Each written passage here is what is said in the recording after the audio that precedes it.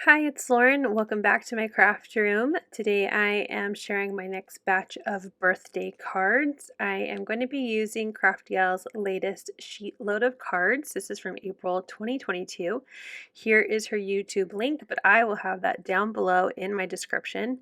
I'm going to pick out some paper and the stamps that I want to use to follow and create my version of this card sketch. I grabbed some retired paper from my stash. This is called Watercolor Wonder DSP from Stampin' Up. Again, I use my birthday cards, so these monthly bulk of cards I make, to use up some of that paper that I have sitting in my shelf. I grabbed some cardstock that matched the blue, and then I'm going to use the On the Beach clear stamps from Fawn. I love the sentiment, have a relaxing birthday, and I'm going to use that fox, towel, and umbrella to create my card. So now that I have everything cut, I have my card bases ready to go. I followed the sketch. I have them cut and scored. I also cut that zigzag paper, and I'm going to use the zigzag on the left of all of my cards. Crafty Owl does alternate, but I like having this rainbow of color on the left. And then the back side had this beautiful yellow and red kind of orangey color watercolor, so I'm going to use that. And then I cut out my sentiment strips and my card stick that will go behind my sentiment strip. I did cut mine a little smaller. Instead of 1 by 3, I cut them to be 3/4 of an inch by 3. So now let me work on getting my sentiments all stamped out. I will only build one card here on the video, but since I'm going to place my sentiment in my MISTI, I can easily stamp out all my sentiments.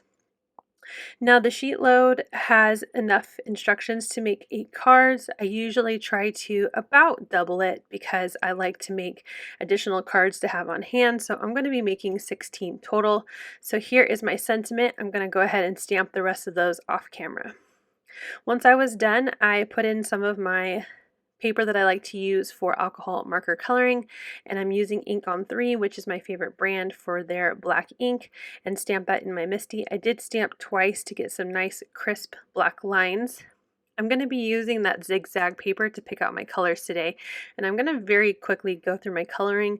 Normally I like to have a nice blend in between shots, but in order to keep this not too long and not too much of my coloring, I'm just going to go ahead and jump from one marker to the next, so you can at least see how I did choose my colors and use the 3 shades of each color to really blend in and create some dimension on my images. So I tried to follow as best I could with those zigzag watercolor lines on my designer series paper.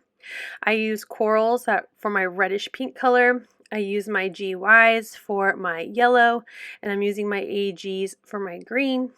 I will also use my BTs for my blue, and then I will use my ice grays to create a white spot on my umbrella as well.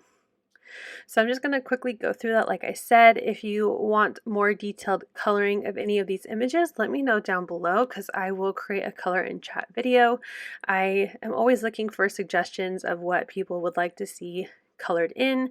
I do like to use Spectrum Noir Illustrator markers. I don't think they're a very common marker for coloring guides out there, so let me know if I have anything that is of interest to you, and I will definitely come out with a coloring guide for those images. I'm also using my ice grays to color in the rest of my umbrella, and then I colored in my towel with the ice gray colors, the BTs, and the AGs. So my towel is white with blue and green stripes. Next, I'm coloring in my fox, and I'm going to use my TNs for my colors for the fox because it's more of a tannishy kind of orange brown color. I use TN6 as my darkest color, and then TN4 as my mid-tone, and then I'm going to jump over to BO2, which is more of an orange color, to be my lightest tone and just completely fill it in that fox. I did grab my TN3 to help create the white or the lightish tan color of the fox. So on his eyes and at the very end of his tail, I used that TN3 and then blended it out with a colorless blender to create a little bit more of a dimension on his face without any harsh lines. I will grab a white gel pen and add some accents, and then I will cut those out. And here they are, super cute and ready to go. So let's start assembling our card. So I have my card base. Like I said, it's already scored following the instructions on the sheet load. and I'm going to use my new scrapbook.com tape runner to help me add my paper to my base. So starting with that left panel, just adding some glue and then making sure I have it in the rainbow order that I would like it to show up on my card. I get it centered to the panel, and then I'm going to adhere the yellow piece to the inside of the card.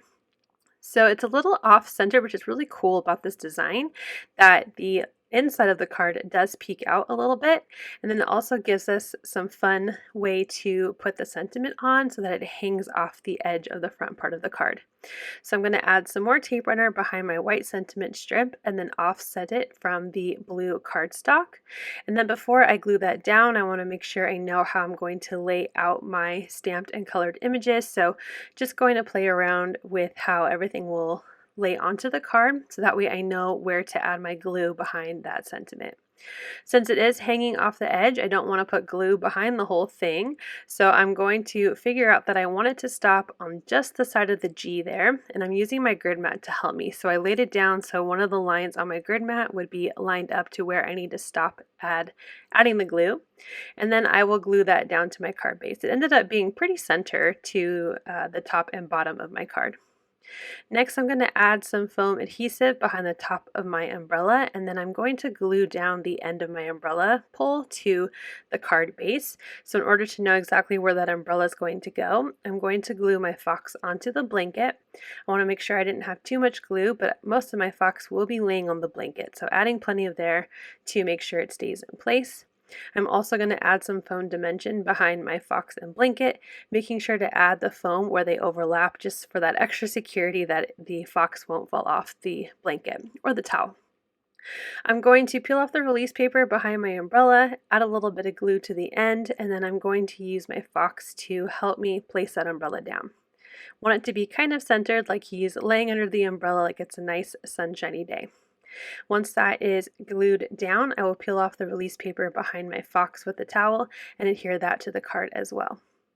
I actually followed the sketch pretty closely this time around. Most months I try to change it up or add something a little more personal in my style, but I really liked this cute and simple layout, and I was trying to create a card that wasn't too overly frilly so I could use for some guys in our family whose birthdays are coming up.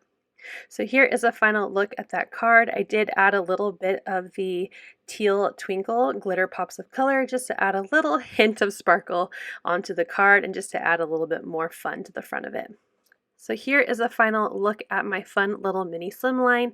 Again, I will have everything linked down below so you can check out Crafty.L's YouTube channel and get this Show Us Your Sheet Load sketch yourself.